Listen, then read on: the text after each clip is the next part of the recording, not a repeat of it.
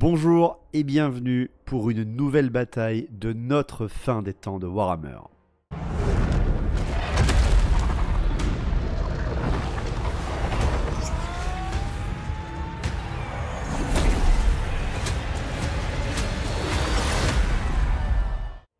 Ça faisait un bon moment qu'on n'était pas retourné dans notre fin des temps et quel plaisir de vous proposer la bataille de Nuln. Je vais vous présenter toute cette vidéo qui est un peu longue mais c'est normal, il y a eu 3 batailles sur 3 tables différentes dont la plus grosse était à 3000 points avec des personnages légendaires et des aménagements et des créations exprès pour la fin des temps car on va commencer vraiment à rentrer dans le épique. Il y aura donc une grosse phase de contexte pour vous expliquer où est-ce qu'on en est et tout ce qui en découle de cette bataille avant et après. Et un nouveau petit format, j'essaye encore une fois de vous proposer des nouveaux formats parce que on n'a jamais cessé d'essayer sur cette chaîne. On est toujours amateur et on essaiera toujours de vous faire plaisir. Tout d'abord, merci aux partenaires de la chaîne sans qui ce rapport bataille n'aurait pas pu avoir lieu. Merci à Rebel Forge, si jamais vous voulez vous fournir en figurines officielles Games Workshop, allez le voir, revendeur français super sympa, très pro et qui en plus vous permet d'avoir sur ce rapport bataille les nouvelles figurines de Skaven d'AOS qui sont parfaitement en accord avec ce qu'on a pu avoir avec notre fin des temps et les troupes Skaven qu'on avait déjà sur la table.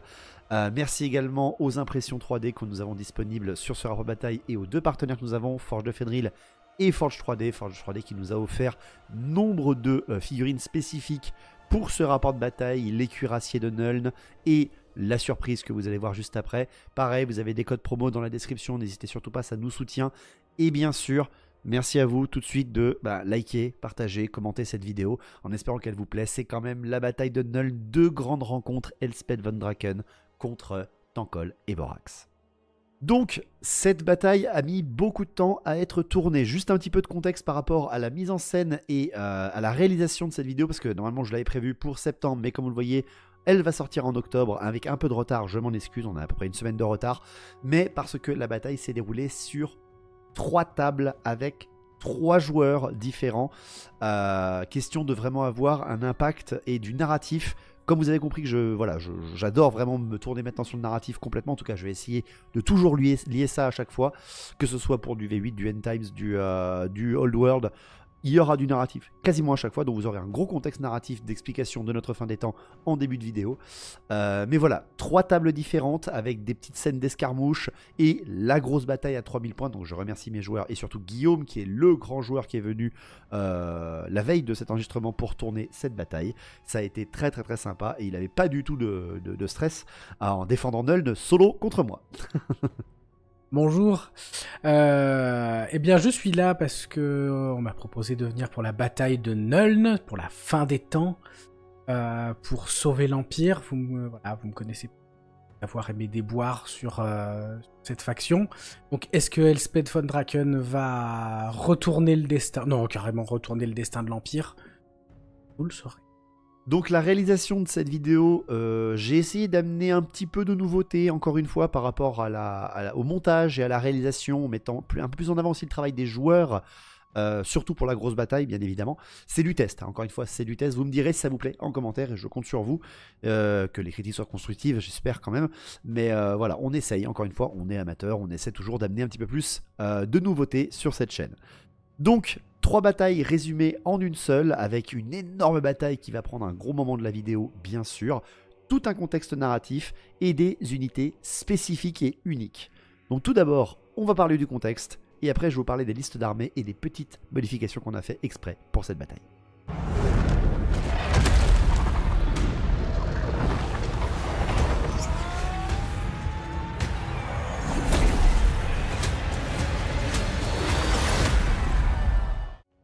Nous sommes à la fin de l'été 2525. Les incursions des armées des dieux sombres apparaissent partout sur la planète, mais leurs ennemis se défendent vaillamment. Archaon, comme un éternel recommencement, vient de s'installer dans les ruines fumantes de la cité de Prague, abandonnée par les Kislévites. Il en a fait une cité de la déchéance et sa base de commandement avancée durant les derniers mois de l'été. Après les premières attaques sporadiques de 2519, le Seigneur de la Fin des Temps était prêt à fondre du Nord en masse avec la totalité de ses troupes, mais l'échec de Chrome le Conquérant en Kislev et l'invocation du Bastion Blanc à tout stopper. Bloqué dans sa progression, le Seigneur de la Fin des Temps se doit de revoir ses plans et de diviser ses forces. L'intégralité de ses forces de cornes, incapables d'attendre un quelconque ordre, ont été envoyées à l'ouest. Sous les ordres de Skarbrand, la chasse sanglante a déjà détruit les cités de Malekith et abattra pour le chaos les temples de Lustri. Une longue guerre contre le peuple à sang froid va avoir lieu dans les jungles étouffantes, mais Archaon sait que les hommes lézards ne pourront tenir face à l'infinité des forces du dieu du sang. Tzeentch et ses hordes, sous le commandement de Valmir Aisling, devront faire ployer Cathay à l'est. Archaon, par cet ordre, envoie certes des troupes à son plus grand rival, mais aussi ses plus grands manipulateurs. Il espère secrètement que le prince démon favori de Tzeentch échouera, et qu'il soit tué par les forces des dragons célestes, pour laisser à la tête de son invasion le grand Kolek, un allié plus fiable.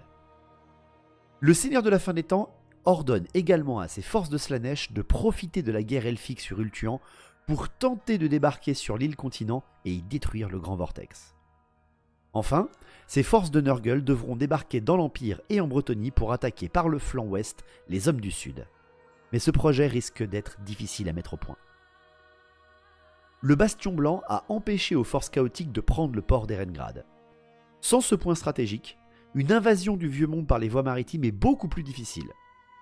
De plus, la cité magière de Kislev est toujours debout, protégée par le Bastion Blanc, laissant ainsi aux forces de l'ordre un peuple expérimenté dans le combat contre les Nordiques. Deux des plus grandes Ardumbettes ont été déjà maîtrisées et détruites par les forces de l'ordre, et même si elles ont réussi à provoquer énormément de dégâts et de pertes, leur impact n'a pas été celui escompté par Archaon. Mais c'est là, dans les ruines de Prague, qu'une nouvelle solution va apparaître au Seigneur de la Fin des Temps. Un émissaire se présentera au campement d'Archaon dans les derniers jours de l'été 2525. Il se décrit comme un envoyé du Conseil des 13 et qu'il apporte avec lui une solution. L'échange est rapide. Les forces des Skaven ont elles aussi ressenti l'augmentation des vents de magie et en ont profité. La mort du prophète gris Kritislik et le nouveau siège vacant au Conseil a mobilisé de nombreux généraux qui ont déjà effectué de grandes actions au nom du rat cornu. L'Empire du Dessous n'a jamais été aussi puissant. De nouveaux tunnels parcourent le monde souterrain et l'agitation venue du nord n'est pas restée invisible aux yeux des hommes rats. Une alliance est donc proposée entre les forces des dieux sombres et les hordes innombrables des Skaven. Les hommes rats s'engagent à ouvrir leurs accès souterrains à certaines forces d'Archaon et même à coordonner leurs attaques avec celles du Seigneur de la Fin des Temps. La Lustrie connaîtrait alors une seconde invasion par le sud avec les troupes du clan pestilien. Les montagnes du bord du monde tomberaient sous les assauts Skaven, à commencer par la cité des piliers. Les terres du sud brûleront dans les flammes du clan Scryer. Le Bastion Blanc serait contourné par les ruines de Karak-Kadrin et même les plus grandes cités des hommes seraient prises de l'intérieur. Les Skaven apporteraient à Archaon tout ce qui lui manquait pour que son attaque sur le sud soit un succès. Cependant, les hommes rats demandent une contrepartie. Le Conseil des 13 annonce aux seigneurs de la fin des temps qu'ils ne répondent qu'à une seule autorité, leur propre dieu, celui qui les guide à travers cet apocalypse, le rat cornu. Par son action et sa puissance, le rat cornu apporterait au chaos la réussite là où il a toujours échoué. Ainsi, pour obtenir ses faveurs et ses armées, les 4 dieux, et donc leur seigneur de la fin des temps, doivent accepter que le rat cornu devienne le 5e dieu du chaos. Bon, à cette demande, Archaon faillit détruire sur place l'émissaire. Nul ne pouvait se dire égal au dieu sans en payer le prix. Mais le Seigneur de la fin des temps mesura les tenants et aboutissants d'une telle alliance. Bon, il était clair que ces êtres infâmes chercheraient à le trahir dès que la situation leur serait favorable. Mettre en égal leurs dieux et les siens prouvait déjà un orgueil incommensurable de la part des Skaven. Cependant, leurs effectifs colossaux et leur logistique semblaient être la solution pour contrer la résistance du Sud. Être dépendant d'un allié aussi versatile n'était absolument pas du goût d'Archaon. Il fallait le faire ployer sous son autorité. Mais comment ? Lui était le seigneur de la fin des temps. Il commandait au sujet mortel et immortel des dieux sombres et non du rat cornu. Ces créatures ne répondraient qu'aux ordres de leurs dieux, ou du moins de leurs conseils. Et c'est là qu'il lui vient une idée. Après une longue réflexion, Archaon accepta le marché. Les Skaven seraient le fer de lance du chaos qui frappe en plein cœur les résistants du Sud, mais là aussi à une seule condition. L'alliance ne sera ratifiée que lorsque le nouveau membre du Conseil des 13 soit récompensé par la démonification du Racornu lui-même. Si le dieu des Skaven voulait être reconnu comme un véritable dieu du chaos, il devrait prouver sa puissance en permettant à celui qui provoquera le plus grand fait d'armes de sa race d'atteindre le statut d'immortalité que seul le chaos peut donner. Par ce pacte, Archaon pourrait ainsi commander à ce prince démoniaque comme à ses propres démons et garderait ainsi la main mise sur ses alliés. Il laissa alors l'émissaire repartir en lui indiquant qu'une fois leur prince ascendant né, il devra rendre compte à Archaon. Et ainsi, il reconnaîtrait le Racornu comme 5e dieu et leur alliance pourrait enfin commencer. L'émissaire Skaven retourna ainsi à Scarogne et en informa le Conseil des 13. Les chefs de clan se félicitèrent d'avoir fait ployer à leur demande le seigneur de la fin des temps. Le fait même qu'il ait accepté l'alliance prouvait bien la supériorité Skaven sur les hommes du Nord et même sur les dieux du chaos eux-mêmes. Il ne manquait plus qu'à ce que le Racornu ne nomme l'un d'entre eux prince ascendant Skaven. Mais étrangement, malgré d'innombrables prières, supplications, sacrifices orchestrés à Scarogne, aucun membre du conseil ne fut récompensé par l'ascension dans les jours qui suivirent.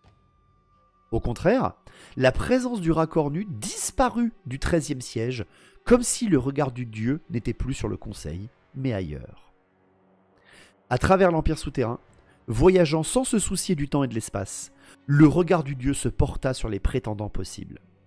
Les actions Skaven qui allaient se dérouler dans les mois qui viennent allaient déterminer qui deviendrait le premier ascendant et le succès de toute l'Alliance du Chaos.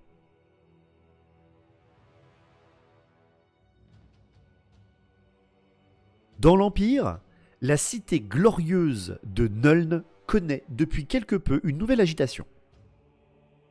Le retour d'Elspeth van Draken, grande magicienne du domaine de la mort, à la cour de la comtesse électrice Emmanuelle, fut tout d'abord vu comme un échec par la classe noble et bourgeoise de la cité.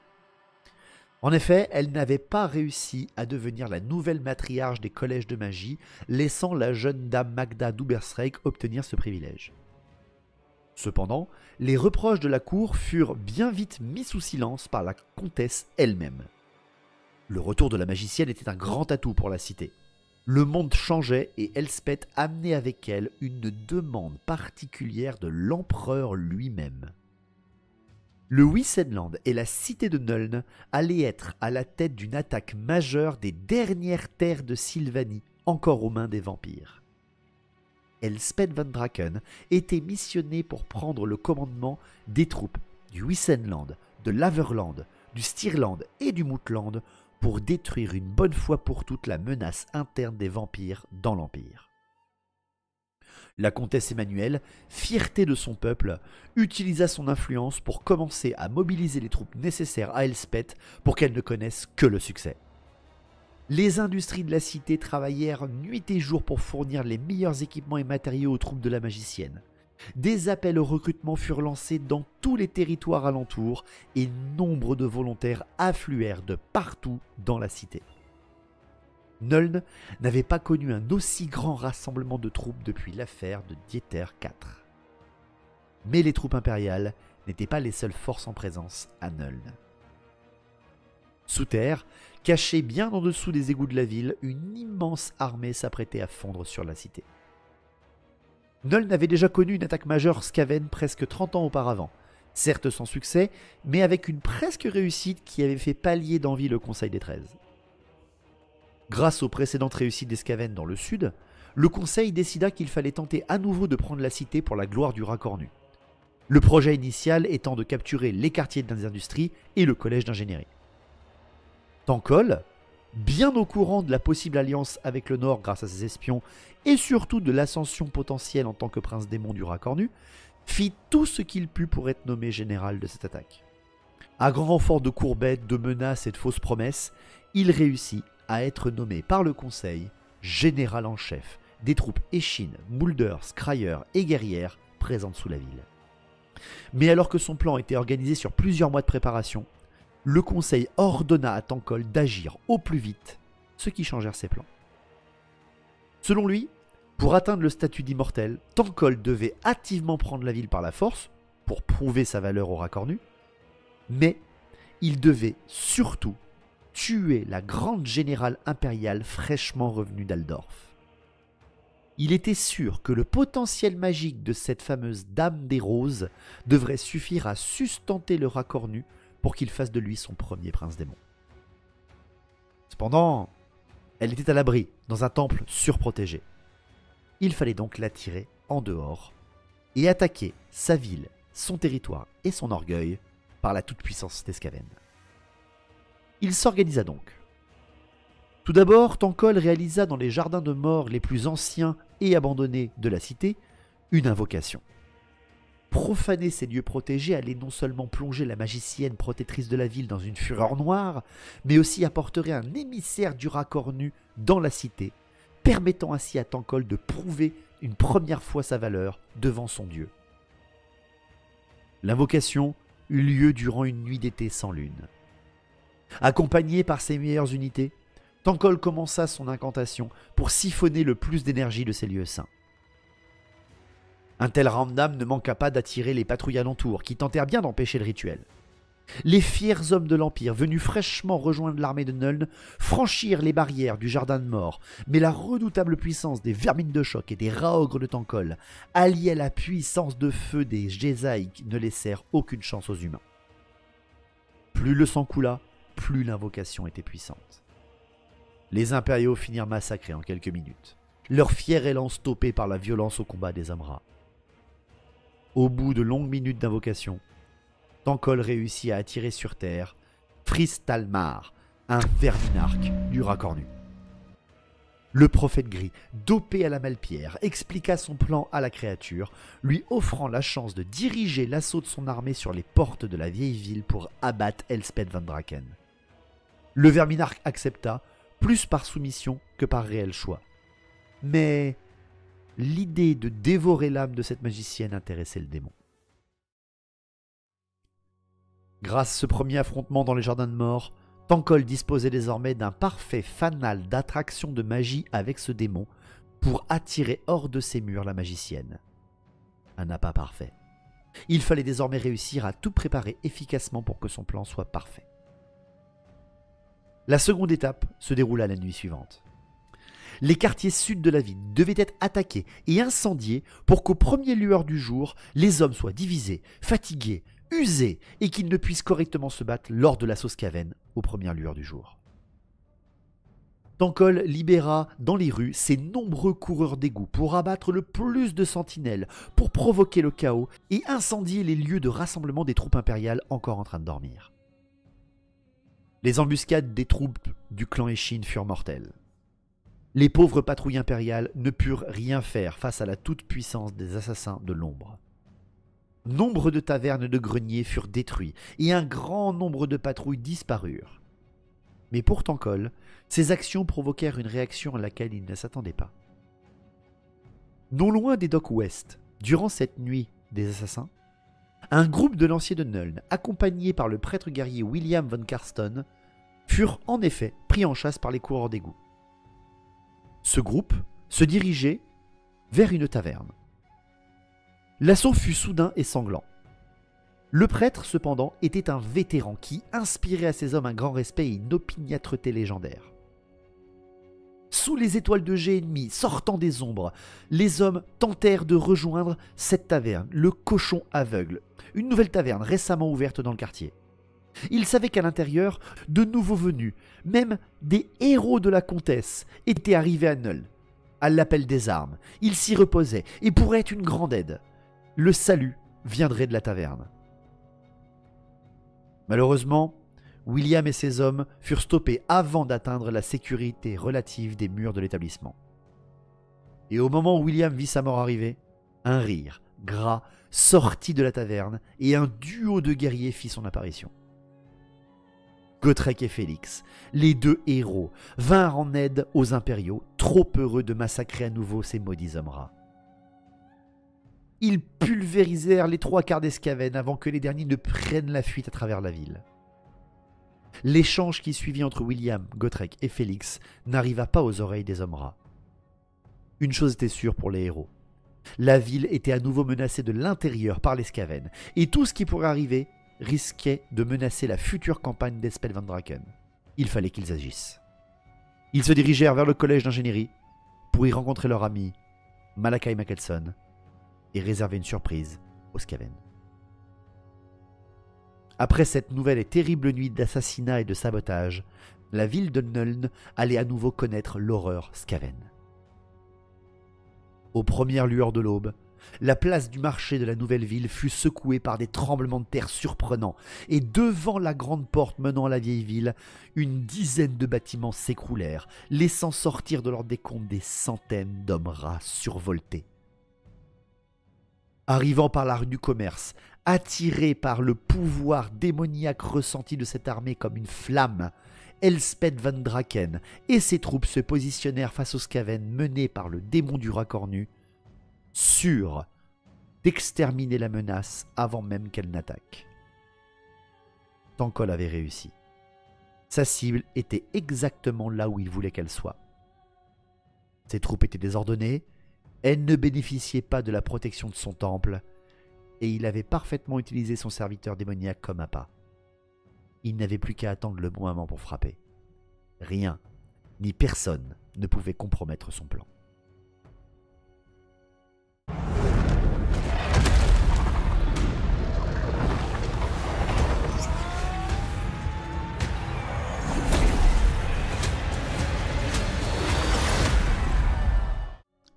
Donc voilà, ça c'était le contexte, et donc vous avez compris les deux premières petites batailles d'escarmouche que nous avons fait avec quelques amis qui ont fait un peu de l'initiation sur ces jeux, où ils m'ont roulé sur la gueule, hein. J'ai joué un coup impérial, un coup Skaven, et les deux fois j'ai perdu, et voilà, c'était très très drôle, mais ça nous a permis en fait de, pour moi, placer dans le décor des faits. Les batailles avaient une importance, hein. Si jamais elles étaient perdues, eh bien le début de la bataille d'Elspeth n'aurait pas été pareil, ce qui fait que la bataille total de cette vidéo va être détaillé maintenant avec des points du scénario et du déploiement et des unités qui ont un lien avec ce qui s'est passé avant.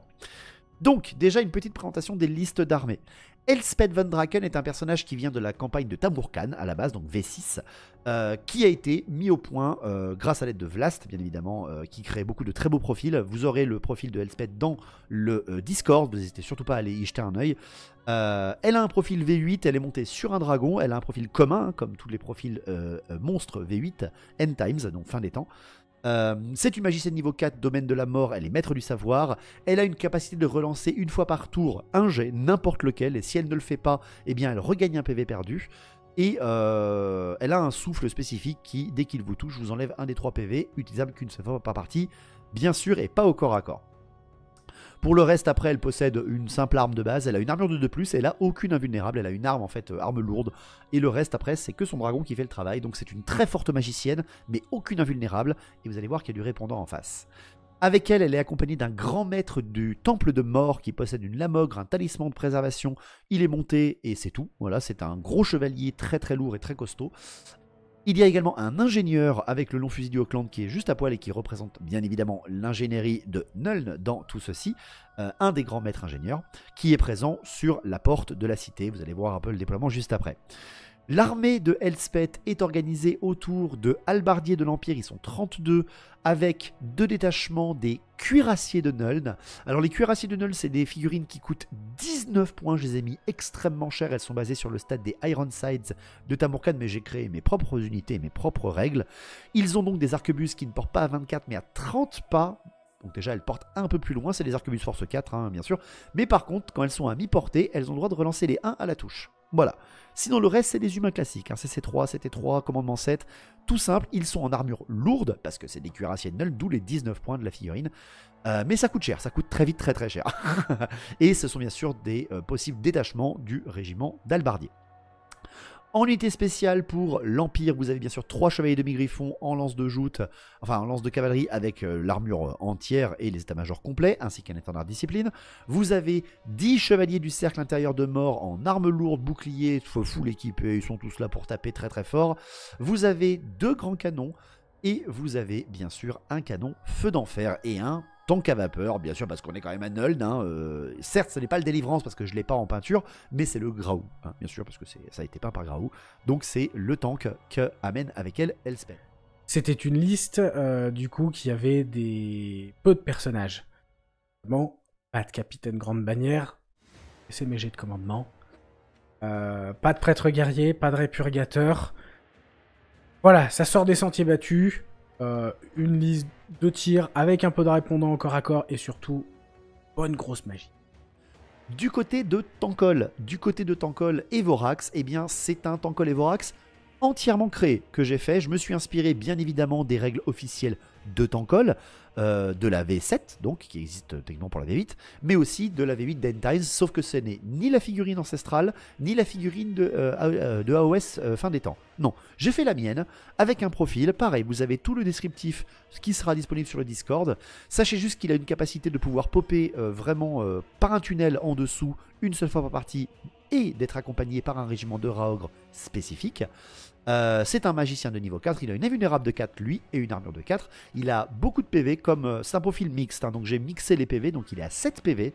Tankol ne rigole pas, il a 1 des 6 plus 2 fragments de Malpierre disponibles pour toute la partie. Il a un Raogre Vorax donc qui me fait des grosses patates sans armure, ce qui fait que contre Elspeth il peut la blesser direct, bien sûr. Et après le reste, bien sûr, c'est un prophète gris, comme vous pourrez vous en douter. Son armée est articulée bien sûr avec un Verminarque, bien évidemment. Le Verminarque qui sert donc d'appât à Elspeth Van Draken, bien sûr, pour venir essayer de les grignoter et attirer les troupes pendant que Tankol, lui, va popper derrière et certainement se charger d'Elspeth Van Draken et de ses troupes, parce que s'il la tue, il gagne, on va en parler. Le Verminarque, exceptionnellement, n'est pas général, hein, il n'est pas général d'armée, parce qu'il n'a pas le droit. Donc il va être présent sur la table, mais Tankol ne le sera pas au début, parce que vous avez compris que Tankol sera sous terre. Il y a également un assassin Skaven avec bien évidemment la lame anti-armure, des ailes de jet, etc. Tout ce qu'il faut pour taper très fort et très vite. Un technomage avec un mousquet à Malpierre. Il y a ensuite en unité des guerriers des clans 2x20, ce sont les guerriers des clans de la boîte d'AOS pour le beau petit clin d'œil. J'ai oublié de parler aussi d'un chef grande bannière avec la bannière d'orage chez les Skaven, et ça c'est cool. Il y a dans les troupes de base les 23 vermines de choc, toujours le plaisir bien évidemment avec la Ratling. Il y a 40 esclaves pour venir tanker quoi que ce soit, surtout j'espère le chevalier, les chevaliers et le tank. Vous avez après en unité spéciale, beaucoup d'unités spéciales, vous avez 6 Raogres de Tankol, avec accompagné 2 x 13 coureurs d'égout. Ça fait beaucoup, avec des figurines spécifiques que j'ai fait imprimer. Vous avez aussi les nouveaux Raogres de notre fin des temps, parce que Tankol est quelqu'un qui a bossé sur énormément de Vorax. On a eu beaucoup de versions de Vorax, et là il est en mode fin des temps. On lui a murmuré des choses à l'oreille pour avoir un Vorax plus fort, mais il en a créé d'autres qui le suivent. Ce sont des Vorax qui sont donc des Vorax à 4 PV, des Vorax tiers si vous voulez. Une nouvelle unité que j'ai créée pour cette bataille. Donc ce sont des Raogres tirailleurs qui sont tous avec 5 attaques, 4 PV, force 5, CC4. Voilà, ils sont très costauds et ils ont surtout une régène 5+. Ça coûte très cher, ils coûtent aussi cher que 6 Raogres de naître. Ils sont que 3, mais il faut un très bon chausson à Tankol et une violence au corps à corps qui ne fera pas rire, vous vous en doutez bien. Il y aura également 3 petits Jedi, le clin d'œil à la boîte d'AOS bien sûr. Et en unité rare pour terminer, il y a l'abomination de Malphos, une créature du clan Moulder parce que voilà, j'ai voulu baser l'armée de Tankol sur une armée plus Moulder et Eshin qu'une armée classique avec du Pestilien et du Scryer, pour notre plus grand plaisir à tous, je l'espère.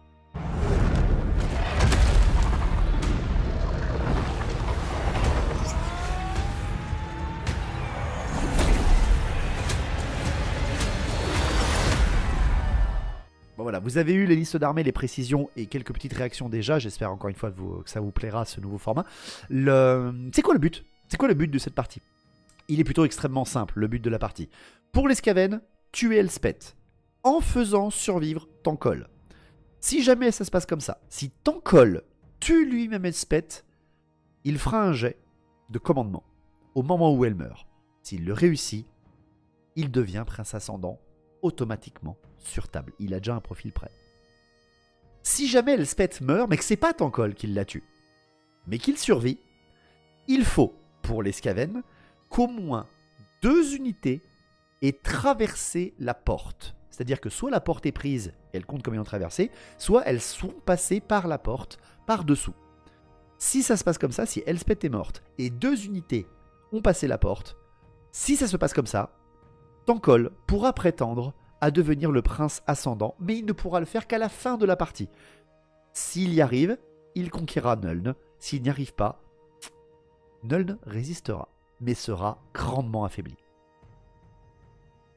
Mais c'est l'inverse. Si Tankol meurt tué par quelconque unité que ce soit, par un tir chanceux ou quoi que ce soit d'autre, tout simplement, les Skaven perdent leur ascendant, mais ça ne veut pas dire que la cité s'en sort grâce à sa résistance.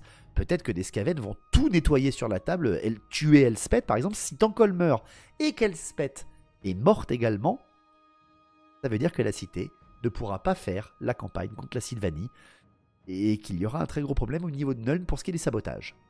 Par contre, si Elspeth tue Tankol, elle va, au moment où elle le tuera, faire également un test de commandement, et si elle le réussit, elle aura une vision du plan de l'alliance entre les Skaven et les Nordiques. Voilà un petit peu les enjeux de la bataille. Donc les généraux sont centraux, d'où leur puissance. On a une personne qui a 7 PV, armure 2+, qui peut se regagner les PV si elle n'utilise pas un artefact, regagner 1 PV, si elle n'utilise pas un artefact par tour. On en a un autre qui a 7 PV, invulnérable 4. C'est quand même très costaud des deux côtés.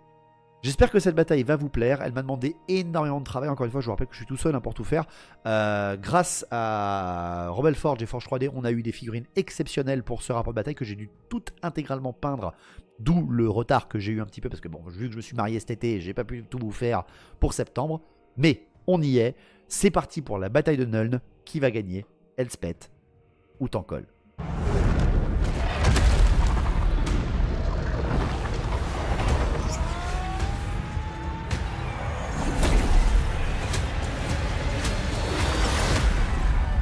Alors, pour ce qui est du déploiement et de la magie, on n'en a pas encore parlé. Le Elspeth von Draken est maître du savoir de la mort, donc pour elle, aucun problème, elle connaît tout son domaine. Et de mon côté, pour les Skaven, le Verminarque, qui était moitié ruine, moitié peste, a obtenu la malfoudre, le geyser de flamme, le 13e sort et la décrépitude, tandis que Tankol, lui, disposait de l'invocation des crevasses, la malfoudre, la peste et le 13e sort, ainsi que 8 fragments de malpierre. Il a fait le maximum, un des 6+2, donc de quoi balancer beaucoup de sortilèges. Pour ce qui est du déploiement, en raccord avec les 2 autres scénarios et les 2 autres batailles qui se sont déjà passées, les impériaux ne disposent pas de leur cavalerie au déploiement. Les nobles sont soit en train de s'armurer dans leur manoir de la vieille ville, ou certains ordres de chevalerie sont en train de rétablir l'ordre dans les endroits qui ont été sabotés ou incendiés. Ce qui fait que Elspeth von Draken ne disposait que de son pack d'albardier, ses 2 packs de cuirassiers, bien évidemment elle-même et son tank, et derrière ses artilleries qui étaient pour le scénario posé au niveau de la porte défensive, obligeant donc Guillaume à ne déployer que quelques régiments dans les rues de Nuln. Donc Guillaume a été très simple, il a posé une Elspeth von Draken au plus proche de la porte qu'il pouvait accompagner de son tank. Il a mis un régiment de cuirassiers dans une taverne pour avoir un grand axe de vue et une grosse bastire, ainsi qu'à leur côté des halbardiers de Nuln. Et l'autre régiment de cuirassiers est allé sur un autre mur, protégeant ainsi un petit peu plus la porte et tout ce qui pourrait arriver. Cependant, de mon côté, les Skaven sont arrivés par sous terre, ils ont fait effondrer le quartier, comme vous l'avez compris dans la description, et ils sortent en fait des souterrains pour attaquer et tenter de prendre la porte. Mais aussi pour empêcher la ligne de feu des impériaux de faire un ravage, ils ont pu débarquer un régiment sur les murs en assassinat. C'est-à-dire que sur les murs, j'ai déployé mes coureurs d'égout, un régiment de coureurs d'égout, Ensuite, au plus proche de la porte, j'ai mis 2 régiments de guerriers des clans. En centre de ligne, j'ai mis le verminarque, la ratling et les vermines de choc ainsi que les esclaves. Et sur mon flanc gauche, j'ai mis dans des ruines qui viennent de sortir en posant leurs armes de tir les Jezai ainsi que l'abomination de Malphos et les Raogres. Précision donc pour les renforts des impériaux, donc la cavalerie de mort et les demi-griffons. Ils peuvent arriver en renfort à partir du tour 2. Au choix de Guillaume, ils peuvent passer soit par la porte, soit arriver en renfort dans sa ligne de déploiement. Par contre, de mon côté, les Skaven avaient également un avantage parce qu'ils ont réussi à faire leur invocation et à faire beaucoup de dégâts dans les embuscades. J'ai le droit, par le fait de l'immensité des ressources des Skaven, de faire revenir 2 unités entièrement détruites sur le champ de bataille en revenant par soit ma zone de déploiement, soit en payant 2 points et en arrivant par n'importe quelle zone, bien évidemment pas la porte, sur la table. Donc je pourrais revenir même par la zone de déploiement des impériaux. Si je déploie 2 points, je peux revenir par la zone de déploiement des impériaux. Si je déploie qu'un seul point, je peux faire revenir 2 régiments dans ma zone. Il faut que le régiment soit intégralement détruit, il n'aura aucun autre objet magique qu'il possédait déjà, et bien évidemment aucun personnage ne peut revenir comme ça, y compris le verminarque, si jamais il est one-shot ou tué. Tankol, pareil, bien évidemment, il n'y en a qu'un seul. Il me reste également, par rapport au scénario, un régiment de coureurs d'égout qui n'est pas encore arrivé et que j'ai en fait caché dans un bâtiment impérial. Guillaume ne sait pas où ils sont, pareil, et je peux les faire sortir du bâtiment, à mon tour bien évidemment, comme des renforts si vous voulez, parce qu'ils sont infiltrés et que c'est toujours plus rigolo d'avoir les Skaven qui popent absolument partout sur la table.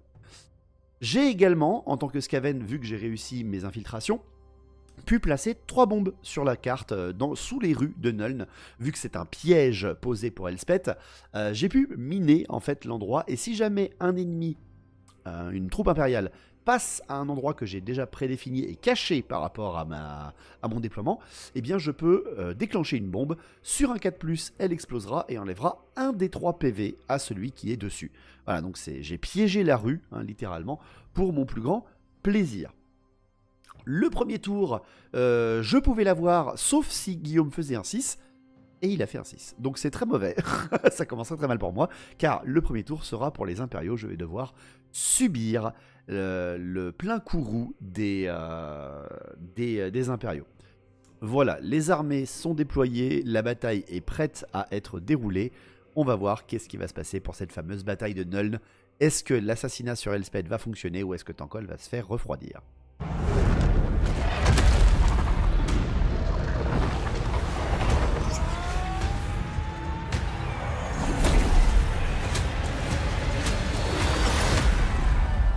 Alors, j'ai senti beaucoup de stress parce qu'il y avait beaucoup d'enjeux sur mes épaules. Une table sublime, tout simplement. Magnifiques allées pavées. Quelques petits problèmes d'urbanisme. Mais cette Strasse fantastique. Une bataille qui promet de pas forcément être simple sur ses lignes de vue et qui va demander un peu de doigté en manœuvrabilité pour pas se faire surprendre. Donc premier tour des impériaux. Les mouvements, le tank active correctement ses points de chaudière et peut faire quasiment ce que désire Guillaume. Il va avancer Elspeth et le tank d'une manière très timide pour protéger à la fois et avoir un axe de vue sur la porte, mais aussi pour menacer quoi que ce soit sur le champ de bataille, malgré le fait qu'il y ait énormément de couverts absolument partout à cause des effondrements de bâtiments. Bien évidemment, au début de ce tour, je déclenche ma bannière d'orage en tant que Skaven, parce que je peux le faire à n'importe quel début de tour, ce qui fait que tout ce qui a des armes de tir ou le vol sur la table, le vol ne peut pas être utilisé et la bannière d'orage fera un -2 à tous les tirs à la touche sur le champ de bataille. C'est un objet très fort mais utilisable qu'une seule fois par les Skaven. Et vu que je n'ai pas le premier tour et que c'est ma GB qui porte cet objet, autant l'utiliser tout de suite. Donc pour la magie, il fait un 6 et 5. Les vents de magie explosent à ce moment-là. Elspeth von Draken est d'un énervement pas possible. La présence du verminarque attire la magie. Un énorme jet, un 6 et 5 pour le premier tour. Il va lancer un dévoreur d'âmes sur les vermines de choc pour leur diminuer un peu leur force et leur endurance. Il va le réussir, mais je vais réussir à le dissiper avec le verminarque. Derrière après il va tenter une caresse de la Nip pour cibler ma grande bannière vermine de choc que Elspeth peut voir. Il va la réussir et je vais louper ma dissipation et faire en sorte de perdre un PV sur 2 à cause de, des sorts extrêmement ciblables et très précis de la mort. Et là, malheureusement, j'ai plus de quoi dissiper. Et le buveur d'esprit va être lancé également par Elspeth Van Draken sur ma grande bannière. Et il va me one-shot ma grande bannière directement. C'est catastrophique dès le début. Je perds ma grande bannière chez mes vermines de choc. Direct, tour 1, ça fait très mal. Il va balancer pour finir un Fatalitas sur mes vermines de choc, ce qui fait qu'ils vont descendre à commandement -2, ça fait, c'est nul, voilà c'est nul. Ils vont vraiment pas être très très bons, il faut surtout pas qu'il y ait une panique qui se déclenche. Il y avait une GB? Pour la phase de tir, le feu d'enfer qui voit approcher ce gros pack de guerriers des clans qui est sous sa tutelle. On a compté les murs bien sûr et les tours à chaque fois comme des bâtiments. Il va me faire 20 tirs avec 5 touches qui feront 4 morts avec le feu d'enfer, qui utilisera bien sûr la CT du maître ingénieur, parce que de toute façon la bannière de rage fait très très mal. Ensuite, le canon qui voit approcher sur lui les coureurs d'égout, Guillaume a un petit peu hésité. Est-ce qu'il tire sur les coureurs d'égout avec de la mitraille, ou est-ce qu'il tente un seul tir avant de se faire certainement choper par ces rats infiltrés?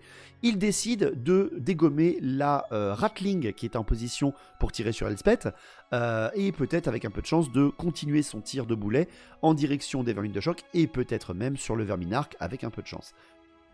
Le but étant, bien évidemment, de déclencher, voilà, de tirer la Ratling pour éviter qu'il y ait cette arme de tir et de vraiment faucher les vermines de choc pour déclarer une panique. Seul problème pour moi, le jet se fait beaucoup plus loin. Le canon, au final, évite la Ratling, touche une vermine de choc et touche le verminarque. Bien évidemment, il va m'exploser 3 vermines de choc sur le passage avant de toucher le verminarque en plein hit. Je n'ai que 5 PV avec un verminarque fin des temps. Je n'ai qu'une invulnérable de 5. Il va réussir à me blesser. Je vais donc tenter mon invulnérable de 5. Je vais l'échouer. Et il va me faire 6 PV. Ah. Qu'est-ce que vous voulez que je dise? Il visait pas le verminarque, il l'a tué. C'est compliqué quand même. C'est très compliqué. Job is down. Les cuirassiers vont continuer à me molester, littéralement. Les cuirassiers vont tout tirer sur soit les guerriers des clans, soit les vermines de choc. Il n'y aura que seulement 2 vermines de choc qui seront dégommés. Le canon du tank va balancer un petit tir sur les vermines de choc et va n'en tuer qu'un seul. Et enfin, le dernier canon de la cité, depuis l'autre tour, va également viser les vermines de choc et va m'en faucher 3. Et là, ce coup-là, je vais devoir tester ma panique parce que j'ai eu trop de pertes sur les vermines de choc. Et bien évidemment, à cause du Fatalitas, j'échoue ma phase de commandement et je vais m'enfuir. La fin du tour 1 impérial est catastrophique pour moi. Je viens de perdre mon verminarque et mon régiment de vermines de choc est en fuite. C'est la merde. Pour ce qui est du tour 1 des Skaven, les coureurs d'égout vont prendre d'assaut bien sûr la tour et tenter de détruire le canon. Ensuite, je vais tenter de rallier mes vermines de choc et vont bien sûr échouer et sortir de la table. C'est génial, bien évidemment. Ce qui fait que j'ai pas le choix. J'ai plus de mage niveau 4. Il faut. Mon plan part un petit peu à volo. Tankol est un peu en suspens là. Il se dit waouh, qu'est-ce qui se passe? Je ressens plus l'énergie de mon démon que j'ai invoqué. Qu'est-ce qui c'est? Comment? Donc j'ai pas le choix. En fait, j'ai vraiment pas le choix. Il faut que j'invoque Tankol sur la table et le faire popper avec sa capacité de tunnelier. Donc. J'invoque Tankol sur la table qui arrive derrière les halbardiers. Bien sûr, hein, il arrive à couvert de Elspeth, à couvert des tanks, enfin du tank et des tours, bien sûr, parce que je veux pas revivre ça. Et je le fais popper donc derrière la ligne des impériaux. Durant la phase de mouvement Skaven, les esclaves après avancent au centre de la table, l'abomination fait un très beau jet de 15 et les Raog viennent mettre la pression au centre de la table, tandis que les guerriers des clans viennent s'avancer vers la porte pour tenter justement de mettre la pression et d'obliger Guillaume à bouger ses troupes vers la porte. À la magie, j'espère faire un gros score, mais le verminarque venant de se faire décalquer par un canon, la magie s'affaiblit très rapidement, je fais un 3 et 1. En vent de magie, je vais tenter un malfoudre sur les cuirassiers qui sont dans la taverne et en dégommer 3. Je vais ensuite tenter l'invocation des crevasses pour aligner à la fois les halbardiers, la taverne, les cuirassiers, le tank et Elspeth. Pour faire vraiment un carnage, je vais réussir mon sort avec un très gros score. Malheureusement derrière, Elspeth Van Draken va réussir à dissiper ce sortilège et je suis extrêmement déçu. J'ai quand même grillé 3 pions de Malpierre pour pouvoir tenter tous mes sorts et en plus n'en réussir qu'un seul sur des cuirassiers. Aïe aïe aïe. Pour ce qui est de mes tirs, les Jedi vont balancer quelques tirs sur le tank et ne vont bien évidemment rien faire. Par contre, au corps à corps, les guerriers des égouts, les coureurs d'égouts, vont ravager le canon en quelques secondes et surtout vont prendre la tour, mais aussi déclencher une panique du feu d'enfer qui est sur la porte d'à côté, balançant les cadavres depuis le haut de la tour, tombant aux pieds des ingénieurs, mais ne suffisant pas à provoquer une panique totale de la zone. Mais au moins un canon feu d'enfer qui tire pas autour d'eux, c'est vachement bien.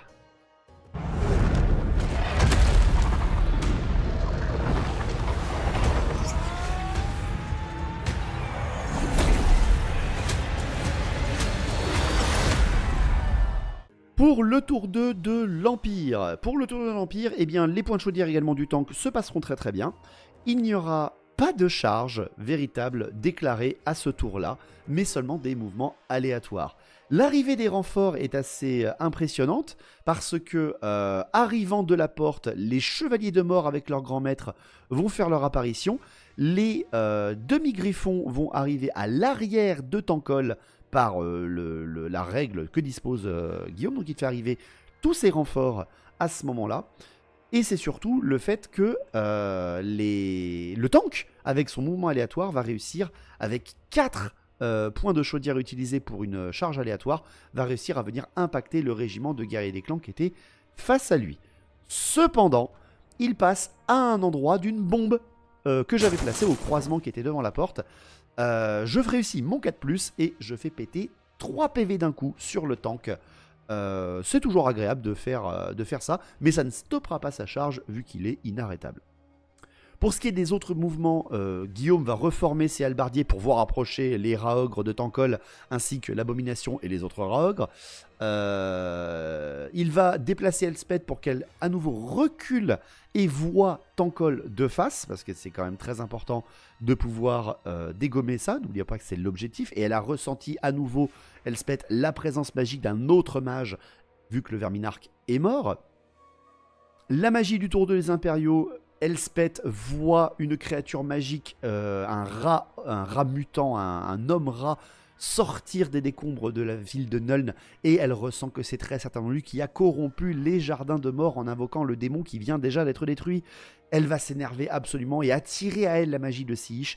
Un 6 et 4 en magie, encore un très gros score de la part de Guillaume, arrive. Elle va tenter de balancer un dévoreur d'âme sur Tankol. Elle va le réussir et je vais le laisser passer parce que je n'ai pas envie d'envoyer Tankol au corps à corps pour l'instant. Donc un -1 en force et endurance, c'est pas très très grave. Mais par contre après derrière, elle va me balancer des sortilèges assez énervés. Elle va lancer une caresse de la nippe sur les Raogres que je vais dissiper. Un rire de Juna que je vais également réussir à dissiper. Et elle va donc tenter pour finir un test de un visage d'horreur pour déclencher un test de peur si jamais les halbardiers arrivent au corps à corps, surtout pour se protéger de la peur et de la terreur qui arrive sur eux, et elle va le réussir. Les halbardiers seront donc auréolés d'un pouvoir d'horreur, mais ça n'inquiétera pas très bien mes Skaven qui sont quasiment tous immunisés psycho ou qui provoquent aussi la peur et la terreur. Nouvelle phase de tir, là ça va pas rigoler, les cuirassiers vont tirer sur le régiment de Tankol qui vient d'approcher, il est à mi-portée, ça va faire très très mal, et je perds 3 PV sur mes Raogres mutants, heureusement ils en ont 4. Les autres cuirassiers vont tirer sur les coureurs d'égout qui approchent, vu que le feu d'enfer ne peut pas tirer, et vont en dégommer un. L'ingénieur va tenter de sniper un des membres, mais va échouer.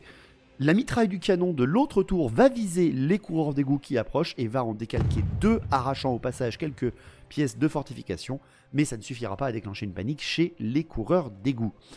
Pour le corps à corps, est-ce que j'ai vraiment besoin de parler d'un tank à vapeur qui balance un des 6 touches d'impact plus 3d3. Je perds 13 Skaven en un seul coup. Mais derrière, après bien sûr, je m'enfuis face à la terreur absolue qu'est cette créature, enfin qu'est cette machine, que ce tank à vapeur, m'obligeant donc à partir loin, très loin. Je fais 13 en fuite d'ailleurs, sachez-le. Et donc me fait nettoyer mon approche de la porte. Je n'ai déjà plus qu'un seul régiment vers la porte, tout le reste a été décalé sur l'autre flanc. C'est très mauvais pour moi, mais je n'ai pas dit mon dernier mot. Tankol est toujours sur table. Pour ce qui est du tour 2 des Skaven, je déclenche une nouvelle charge, bien évidemment. Mes coureurs d'égout chargent la porte, le dessus de la porte. Guillaume avait placé à l'intérieur, on avait décidé qu'il pouvait splitter, donc séparer ses cuirassiers. Ils étaient 16, il pouvait en mettre 8 et sur une muraille et 8 sur une autre. Il a choisi l'endroit de la porte. Donc comptez que la porte compte en fait comme 2 petits bâtiments, une espèce d'estrade qui est le dernier bâtiment à prendre, mais d'abord il faut passer par les Ironsides, par les cuirassiers qui protègent le coin inférieur. Les décors peuvent être sur plusieurs paliers, ça marche, et c'est plutôt cool pour éviter que je lave un petit peu trop vite la ligne d'artillerie. Je vais réussir bien évidemment ma charge, et je vais tenter après une très grosse charge, les Raogres, et tenter d'amener l'abomination de Malphos bien évidemment, sur les halbardiers, ainsi que les esclaves sur le flanc du tank. Cependant, les Raogres vont louper leur charge de 1 point, l'abomination de Malphos avec son mouvement aléatoire va louper de 2 points, la charge sur le flanc des halbardiers, et derrière, les esclaves vont louper leur test de terreur et ne peuvent pas charger le tank. Et merde. La seule charge que j'arrive à faire est une charge totalement désespérée des guerriers des clans sur le flanc des chevaliers de mort, où il y a un grand maître. Voilà, non. Ça ne se passe pas du tout comme je l'attendais. Ce qui fait que vu que les demi-griffons viennent de popper dans le dos de Tankol, ça ne m'intéresse pas très bien, je vais me rapprocher au plus proche d'Elspeth von Draken pour peut-être la menacer, l'obliger à reculer, parce que quand même au corps à corps, les Raogres expérimentaux plus Tankol, sur une Elspeth, ils vont la défoncer. Donc je vais mettre la pression à Elspeth, malheureusement je ne peux pas la charger, donc je vais m'approcher au plus proche, et derrière je vais utiliser 2 points de mes renforts pour faire revenir mes vermines de choc qui viennent donc de sortir de la table. Elles sont donc 23, elles n'ont plus la grande bannière au milieu, et je vais venir verrouiller le dos des Raogres pour en fait faire un blocus de vermines de choc par les renforts face aux demi-griffons qui arrivent. Également, je fais sortir de la forge, donc à l'extrémité gauche de mon flanc, dans le camp de Guillaume, les derniers coureurs d'égout de mon armée. Je balance absolument tout, hein. J'ai pas le choix, je dois tout balancer pour tout simplement espérer remettre un peu de pression après la débâcle du tour 1. Mais j'ai un plan, vraiment j'ai un plan. Pour ce qui est de la magie, mon plan, j'ai besoin de ma magie à ce moment-là, il faut que j'invoque le 13e sort, il faut que je balance des pestes, etc. Et à nouveau, je fais 2 et 1 à la magie, c'est terrible. Donc j'ai très peu de dés de magie, mais j'ai encore beaucoup de pieux de Malpierre, beaucoup de pions de Malpierre. Donc je peux encore m'en sortir, ce qui fait quand même qu'au lieu d'avoir 3 dés, j'en ai 7. Donc c'est pas si mal. Mais Elspeth, elle, par contre, n'en a que 2. C'est le moment de tenter un petit peu hein, ma magie. De plus, je réussis à canaliser. Donc je monte à 8 dés contre seulement 2 pour Elspeth. Je balance déjà un malfoudre sur la taverne qui sera dissipé par Elspeth. Elle espère un petit peu empêcher les pertes dans ses cuirassiers au centre de la table, et elle en aura grandement besoin. Et derrière, j'ai pas le choix. Il faut que je mette la pression sur les murs. Je vais donc prendre 5 dés et tenter l'invocation de la malédiction du rat cornu sur les cuirassiers qui sont sur le mur. Ils ne sont que 8, ceux qui sont le plus isolés. Si j'arrive à le faire, je fais popper des Skaven sur le mur, et donc pourrais prendre la base tir des Impériaux sur 2 fronts, et je vais me louper de 2 points. C'est terrible, hein. Franchement, je tente tout ce que je peux. Le jet est catastrophique pour ce qui est de la magie du rat cornu, mais c'est pas grave, je ne m'avoue pas vaincu. Ce n'est que de la magie, c'est pas ça qui fait la V8, c'est le courage. Complètement. Pour ce qui est de mes tirs, je vais tout mettre dans les demi-griffons qui viennent de popper, les Jedi, les coureurs d'égout qui sont disponibles. Je vais faire un PV parce que les armures des demi-griffons, ça rigole pas, c'est du 1+. Hein. Et malheureusement, mes Jedi loupent leurs tirs. Derrière, après, pour le corps à corps, les coureurs d'égout sur la porte vont faire 7 cuirassiers tués sur 8. Il va en rester un seul, et ça va rester sur la porte, parce qu'il reste tenace, hein, c'est la règle des bâtiments qui rend ça très intéressant. Pour ce qui est après du corps à corps, du courage, hein, littéralement, les guerriers des clans qui sont 16 contre l'énorme bloc de chevaliers de mort avec leur général, je vais rien faire bien évidemment, je vais perdre 3 Skaven, mais étant indomptable, je vais réussir à tenir ma position et à rester bloqué contre les chevaliers de mort avec une petite égalité du plaisir. Mais ça rigole quand même 0. Hein. Ça fait très très peur. J'ai réussi à les bloquer, mais je réussirai peut-être pas trop longtemps non plus. Donc le tour 2, je suis passé en mode agressif avec ce que je pouvais. J'ai loupé quasiment toutes mes charges, sauf une qui vient au moins d'être tankée et qui n'a pas fui. Mais là, ça va commencer à être dur. Le tour 3, il va vraiment falloir que Guillaume se foire un petit peu.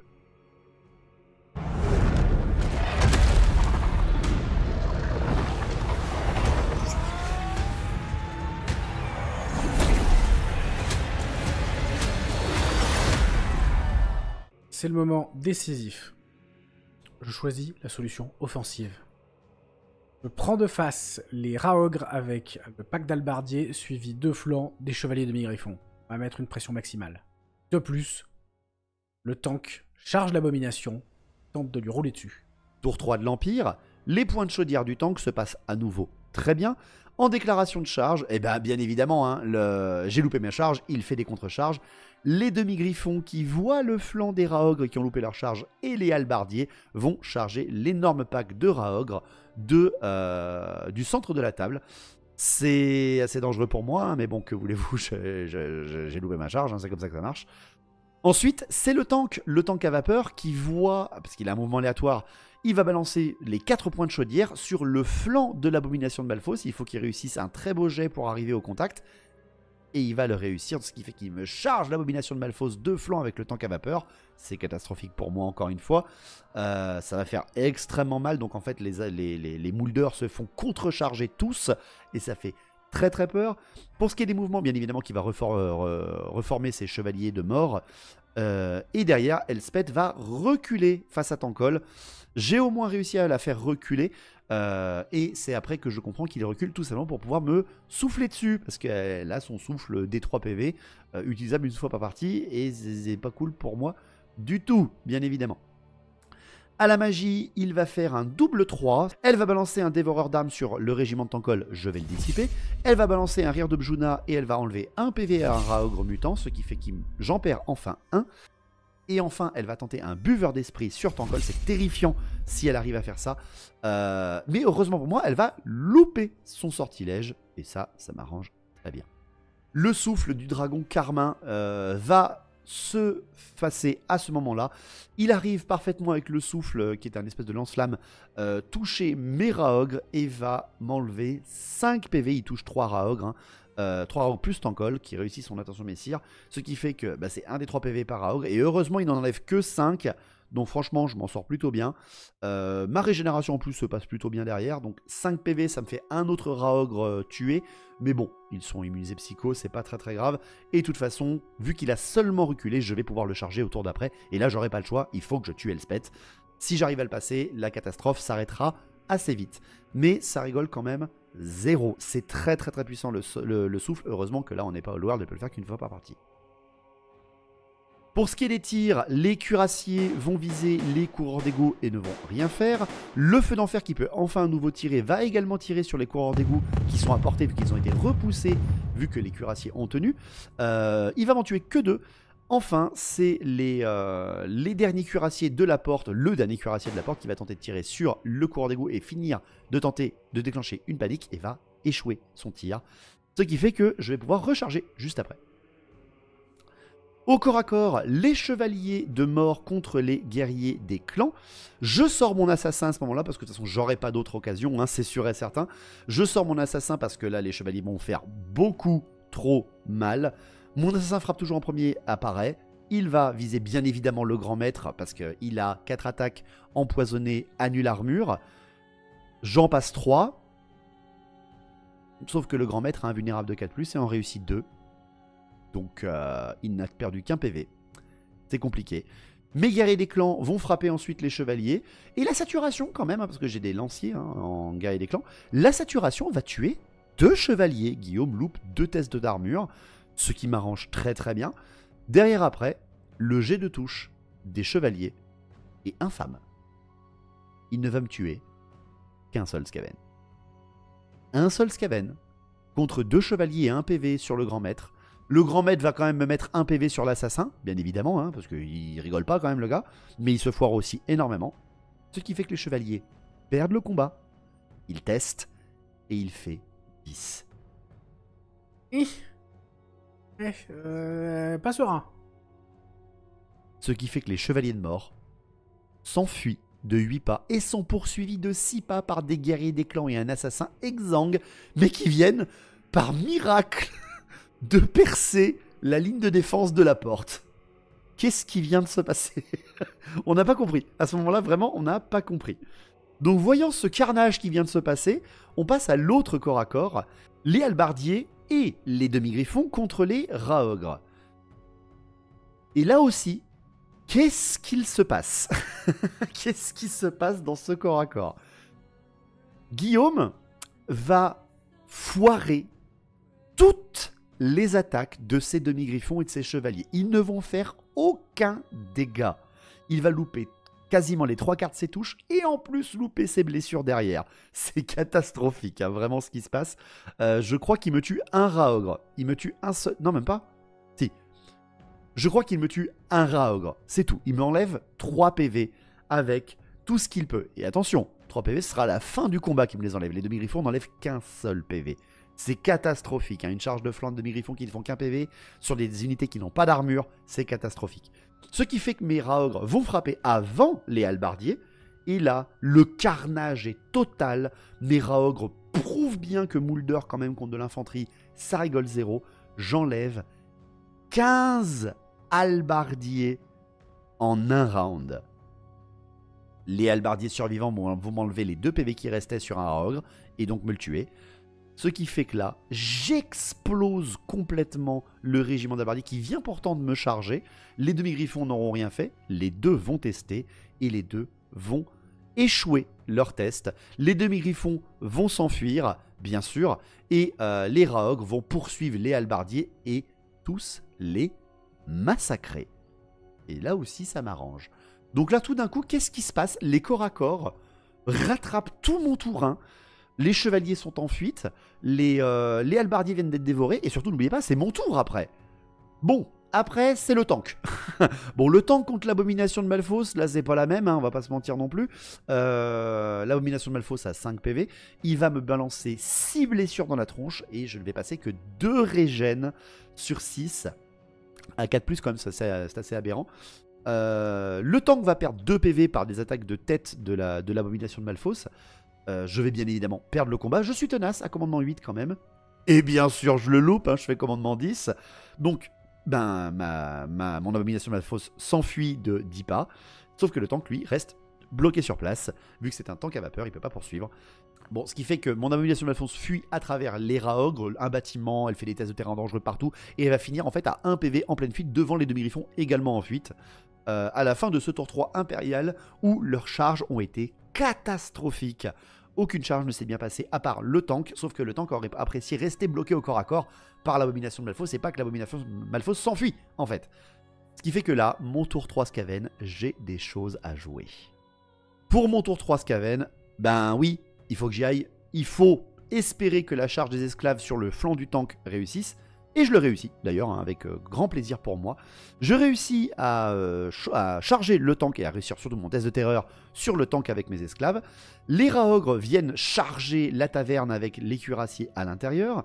Les guerriers des clans vont charger les chevaliers de mort en fuite. Ils vont d'ailleurs ne s'enfuir que de 5 petits pas. Et heureusement pour Guillaume, mes guerriers des clans échouent leur poursuite.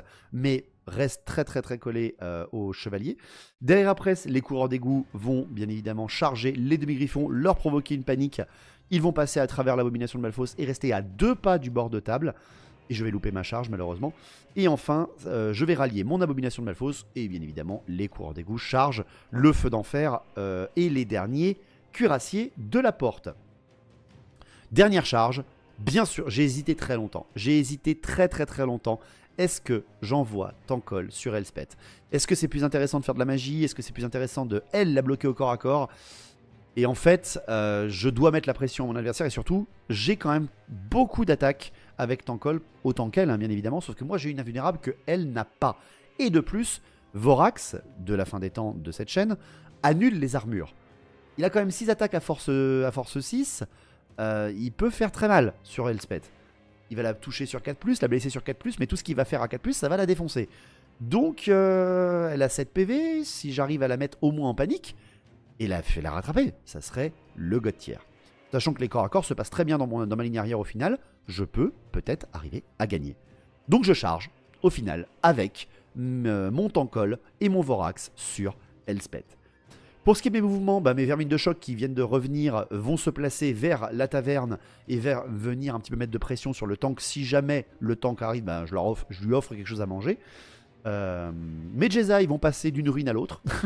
Là, ils vont tenter de s'approcher parce qu'ils ne voient plus rien malheureusement en termes de portée. pour leur grande efficacité, c'est important. Et bien sûr, à ce moment-là, bah, c'est là où je fais à ma magie 6 et 4. Alors j'aurais pu faire une énorme phase de magie, mais vu que je suis au corps à corps, quasiment rien n'est faisable avec Tankol. C'est bien dommage. Pour mes tirs, comme je viens de le dire, j'ai rien de possible. Donc on passe directement à mon corps à corps du tour 3. Les esclaves contre le tank à vapeur, bien évidemment avec une telle endurance, une telle armure et tellement de PV, je vais rien faire hein, sur le tank avec 10 esclaves qui peuvent le frapper. Par contre, l'ingénieur, lui, va balancer sa clé à molette depuis l'intérieur à travers une fente et va réussir à me décalquer un esclave. Bon, après, au bonus fixe, je gagne le combat, le tank ne bougera pas, bien sûr, hein, c'est un indémoralisable, mais au moins, je le bloque. Derrière après, les raogres contre les cuirassiers qui sont barricadés. On avait accordé le fait qu'il y ait un point de barricade, c'est-à-dire qu'il y a -1 pour toucher quand on attaque la première fois dans ce bâtiment. Je vais tuer 6 cuirassiers ce coup-là, parce que je peux pas y aller avec tous mes raogres. Et ils vont m'enlever 2 PV dans les raogres, what the fuck. Mais derrière après, rien ne se passera. Les cuirassiers vont tenir la position et mes raogres seront repoussés.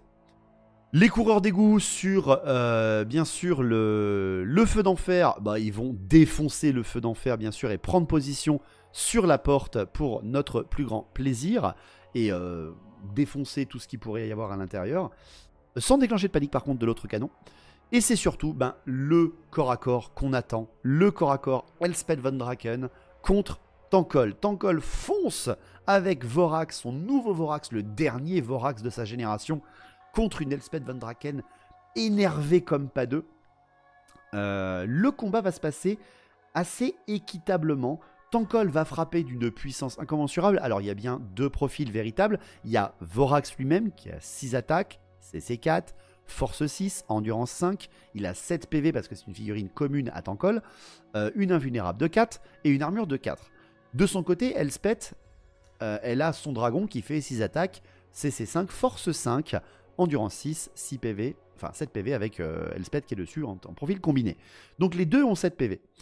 Sauf que l'armure de 2+ de Elspeth ne fonctionne pas contre les attaques de Vorax.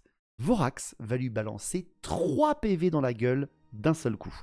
Elspeth de son côté avec son dragon va tenter de croquer Tankol, mais mes invulnérables de 4 fonctionnent très très bien et Tankol ne perd qu'un seul PV à ce moment-là. Donc Tankol est à 6 PV, Elspeth est descendue à 4.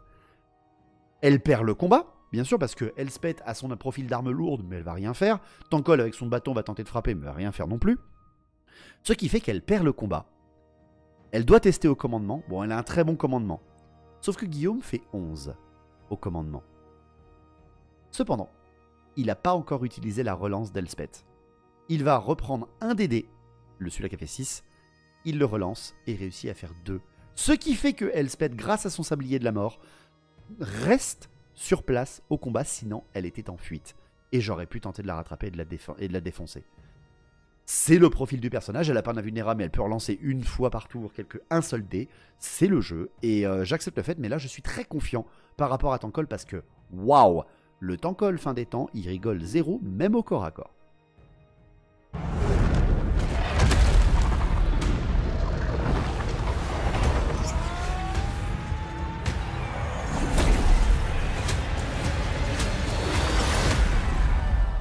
Eh bien, tout est calculé. Tout est contenu dans les sabliers du temps. C'est passé limite. Tour 4 de l'Empire, Guillaume est en difficulté. Il est grandement en difficulté. Il faut absolument qu'il sauve la situation parce que là, son centre va s'effondrer. Ses demi-griffons vont certainement être subjugués par la violence des Moulders. Ses chevaliers de mort sont encore en fuite. Donc il va tenter les ralliements. Les chevaliers de mort font 11 et s'enfuient hors de la table. Catastrophe pour Guillaume. Les chevaliers de mort qui n'ont rien fait de la partie à part tuer quelques rats des clans s'enfuient. Le grand maître est le déshérité absolu. Ça existe les chevaliers de mort dans l'Empire ? Les demi-griffons heureusement réussissent eux à se rallier. Les points de chaudière sont réussis par le tank. Ce qui fait que là il n'a pas le choix. Guillaume disposait d'un dernier renfort. Un dernier renfort qui est une surprise pour la communauté. Merci encore à Forge 3D pour cela. Il invoque l'Ajaccio sur la table. Un moteur se fait entendre. Un moteur encore plus bruyant que celui d'un tank à vapeur. 2 rires tonitruant résonne et approche et déboule à pleine vitesse dans le dos du corps à corps d'Elspeth et de Tankol, doublant même le corps à corps et se dirigeant vers la porte d'entrée de la vieille ville. L'Ajaccio fait son apparition, un navire terrestre. Un ancien reste de la campagne de Tamourkhan. Le navire terrestre, si vous voulez ses profils, on l'a compté exactement comme un profil d'un tank à vapeur Old World, même mécanisme, c'est juste qu'il n'a pas de coulevrine, il a 4 Ironsides, 4 cuirassiers qui le contrôlent, et il a une capacité de transport de 2, tout simplement.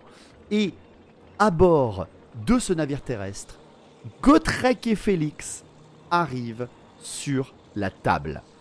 Alors vous allez me dire, ouais mais attends, c'est pété, tout d'un coup il reçoit les renforts de Gotrek et Félix. Sachez qu'en termes de points, la partie est équitable, hein. La partie est bien à 3000 points des deux côtés. D'où le fait que les impériaux soient beaucoup moins nombreux que tout ce que j'avais du côté des Skaven. Le navire terrestre coûte aussi cher hein, qu'un tank à vapeur de Old World, avec les mêmes règles, même nombre de PV, même armure, etc. Il a juste un canon à l'avant, et il a 4 Ironsides, donc 4 cuirassiers qui le pilotent. Et derrière, Gotrek et Félix à l'intérieur. Ce qui fait que l'Ajaccio va débarquer Gotrek et Félix à ce moment-là et continuer son mouvement aléatoire et avancer très légèrement en direction de la longueur de la taverne. Mais il n'y a pas grand-chose à faire pour lui. Il a très peu de lignes de vue, il ne va pas pouvoir faire grand-chose. Pour le reste du tour, on passe à la magie. Elspeth fait un 5 et 1 à la magie, elle est en difficulté, hein, elle est au corps à corps, elle va pouvoir faire très peu de sorts. Elle a un seul sort à tenter, elle va prendre ses 6 dés. Et elle va tenter un dévoreur d'âmes. Elle va devenir un fanal de la mort et va invoquer à 24 pas autour d'elle un -1 en force et en endurance. Elle va le réussir en irrésistible 5. Elle va donc perdre un PV en explosant un petit peu, en libérant le pouvoir. Mais elle va invoquer sur toute la table, enfin presque toute la table, mais à 24 pas autour d'elle, -1 en force et en endurance. Pour ce qui est des tirs, les cuirassiers qui sont toujours au bord du mur, vont tirer sur les guerriers des clans qui sont juste en dessous et vont en tuer 4 pour tenter de les mettre en panique, qu'ils ne puissent pas passer la porte, ça serait la catastrophe. L'Ajaccio va également tirer avec ses cuirassiers sur les guerriers des clans et ne va malheureusement rien faire. Et avec son canon avant, il va balancer un tir dans la ruine où il a aperçu au loin la lunette de visée du technomage et des Jedi. Et il va décalquer avec son tir de canon le technomage, mais pas les Jedi. C'est n'importe quoi. Il va juste pile poil toucher le technomage qui est à côté. Il va décaniller le technomage, il va l'exploser avec son D3 de PV. Et les Jedi vont bien sûr s'enfuir, hein, bien sûr, parce qu'ils viennent de voir leur boss se faire décalquer. Ça rigole pas, hein, ça fait très très mal. Bon, ils ont rien fait de la partie, donc c'est pas très important. Pour ce qui est après du canon qui voit les coureurs d'égout qui sont en train d'attaquer la porte, un tir de mitraille va être tenté et va enlever un seul coureur d'égout. Les cuirassiers vont également tenter de tirer sur les coureurs d'égout et vont enlever seulement un PV aussi. Ce qui fait que je dois tester mon commandement et je vais le réussir. Et enfin derrière, c'est le corps à corps, les esclaves contre le tank. Je vais réussir, incroyable, à enlever un PV sur le tank. Par contre, il me fait un souffle qui me dégomme 12 esclaves avec sa coulevrine, avec ses points de chaudière. Heureusement pour moi, je vais réussir mon test d'indomptabilité et rester au corps à corps. Enfin, c'est le duel de Tankol et Vorax contre Elspeth Van Draken et son dragon. Et là, Elspeth vient de voir débarquer le navire terrestre derrière Tankol. Tankol vient de sentir, hein, en plein corps à corps, une machine énorme sortir dans son dos avec des rires, des cris qu'il connaît. Lorsque Gotrek et Félix vont débarquer, ils vont hurler le nom de Tankol et le menacer. Gotrek reconnaît cet ennemi, Félix reconnaît cet ennemi. Tankol, en plein corps à corps, va simplement tourner la tête et voir Gotrek et Félix. Et là, le muscle de la peur va se ressentir sur quasiment tout le champ de bataille. Tankol va se crisper. Je vais faire mes attaques en même temps que le dragon. Je vais enlever 2 PV à Elspeth. Et derrière, je vais échouer toutes mes invulnérables où il m'aura blessé. Et je vais perdre 3 PV sur Tankol. Je vais donc perdre le combat. Tankol est tenace avec son commandement 8. Malheureusement, j'ai plus de grande bannière pour le relancer. Et voyant que le dragon est en train tout d'un coup de prendre l'ascendant, voyant ses deux pires ennemis s'approcher, Tankol va échouer son test de commandement à 8. J'en peux plus. J'en peux plus. J'échoue mon test de commandement à 8. Je m'enfuis. Je n'arrive pas à sortir de la table. Et Elspeth Von Draken va me poursuivre et va me dévorer. Tankol est mort. Tankol se fait avoir parce qu'à nouveau il croise la route de Gotrek et Félix. Et de 2 après Malagor, Elspeth vient de détruire Tankol. Tankol! Mais non! C'était pas le moment! Oh, purée de moi! Bon, bah, il s'enfuit, il se fait rattraper, et il meurt, voilà. Tout ça pour encore un échec. C'est pas drôle. Non, si, c'est très drôle. Donc c'est la fin du tour 4 de l'Empire. Tankol est mort. J'ai qu'une seule chance. Il faut que je tue Elspeth et que j'infiltre la porte et la ville avec 2 unités. Si j'arrive à tuer Elspeth, qui est quand même très fatiguée, elle a plus beaucoup de PV, et que j'arrive à m'infiltrer, je peux au moins essayer d'arracher une égalité. Mais qu'est-ce que je peux faire? Mes Raogres vont charger la taverne avec les cuirassiers, bien sûr. L'abomination de Malphos, qui s'est rallié, va réussir à charger les demi-griffons. Pour ce qui est du ralliement des Jedi, je vais le réussir, mais ils ne pourront pas tirer. Donc, qu'est-ce que je peux faire? Elspeth, j'aurai aucune chance. Soit, en fait, j'utilisais mon assassin pour tenter une charge abyssale et arriver avec quand même aucune armure, hein, parce que lui annule toutes les armures et attaque empoisonnée, il fallait que je tente de choper Elspeth et de la tuer avec l'assassin. Ça aurait été un acte magnifique. Mais il fallait faire un double 6 à la charge. Et là, je me suis dit, est-ce que je le tente ou est-ce que je le tente pas? Et au final, je me suis avoué vaincu.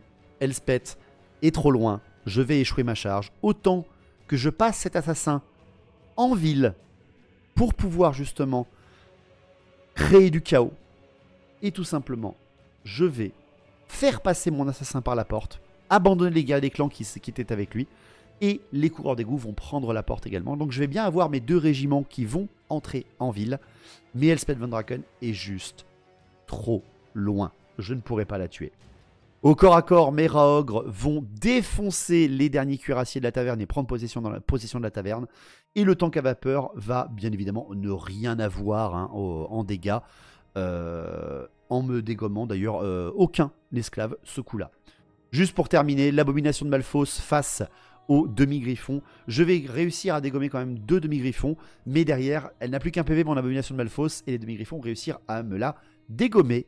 Cependant, je réussis mon trop horrible pour mourir, et elle revient à full PV avec un magnifique 6 de fin de partie, juste pour pouvoir mettre l'ambiance. Ce qui fait que la partie se termine où Elspeth Von Draken est survivante. Plus rien ne peut vraiment l'inquiéter dans la game, même parce qu'il ne me reste plus qu'un seul tour. Le navire terrestre, donc l'Ajaccio, s'approche de la porte défensive, voit l'assassin et les coureurs d'égout sur le mur et n'arrivera pas à les descendre au tir, comme le canon, comme les derniers cuirassiers qui sont sur les murs. Gotrek et Félix vont se faire un plaisir de venir dire bonjour aux Raogres dans la taverne et vont défoncer le régiment sans aucun ménagement. Il ne restera donc que quelques coureurs d'égout et une abomination de Malphos à gérer en ville. Et un bloc de vermine de choc qui va très certainement ne pas faire le poids face à Elspeth. La partie est terminée. Tankol est mort. Elspeth est lourdement blessée, mais survivante.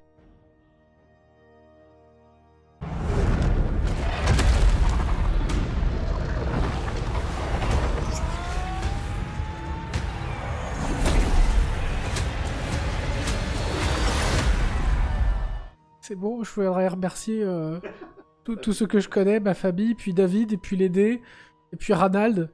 Merci, je suis très ému. Au final, c'est pas que c'était facile, mais ça s'est passé plus facilement que ce que je pensais. À chaque fois, c'était quand même très limite. Soulagé. Des beaux moments de combat. Une liste qui tape très dur mais qui donne pas non plus le droit au craquage. C'est une armée qui finalement est très chirurgicale. peut viser les personnages facilement, cibler les unités clés et les détruire. Donc retour sur cette partie avec Guillaume, j'ai pas eu de chance, beaucoup, au début de la partie. Je loupe mes charges tour 2, ce qui me met dedans. Le fait de louper mes charges me met dedans. Les rogues qui t'auraient impacté, ça aurait été beaucoup plus violent. Labo qui serait venu aussi et qui t'aurait ravagé tes halbardiers. Donc j'ai pas eu de chance sur mes charges. Par contre, le moindre corps à corps a été quand même extrêmement violent en ma faveur, et ça on va pas se mentir. Il sauve Elspeth par la relance de son sablier, hein, sinon vraiment elle partait tour 1, frame 1 hein, directement dès le premier corps à corps. Donc ça, je vais pas m'en plaindre. Mon tankol, la figurine que j'avais fait, les règles que j'avais fait étaient suffisamment fortes pour faire face à Elspeth sans vraiment de problème. C'est mon commandement, hein, c'est l'Escaven qui n'a pas suivi. Il me reste encore beaucoup de troupes sur la table, hein, mais en face il reste des très très lourds, il reste quelques demi-griffons, il reste le navire terrestre et le tank qui est quoi, un tiers de vie presque, un peu plus. Mais le reste, je l'ai tué, quoi. Ça a été violent, vraiment violent. Une pièce d'artillerie, une demi-douzaine de Ironsides et encore quelques cuirassiers. Donc vraiment, l'impact et l'assaut Skaven a été violent. Mais Elspeth, toujours présente. Elspeth est là et elle nettoiera avec Gotrek et Félix. Donc cette table, et Nuln sera sauvé. Donc, qu'est-ce qui s'est passé pour les Skaven pour cette game? Malheureusement, le premier coup d'éclat commandé par Archaon ne réussira pas. Il va falloir trouver une autre solution. C'est pas grave, on a d'autres batailles qui arrivent.